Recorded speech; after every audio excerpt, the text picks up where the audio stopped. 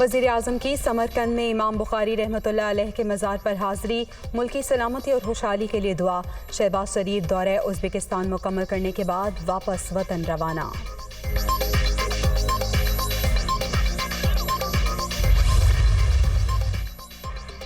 वज़ीर आला चौधरी परवेज़ इलाही से स्पेन के सफ़ीर की मुलाकात, बाहमी दिलचस्पी के अमूर पर तबादला ख्याल। एयर एम्बुलेंस सर्विस के लिए हिस्पानवी एरोनॉटिकल टेक्नोलॉजी के हसूल का जायजा लिया गया।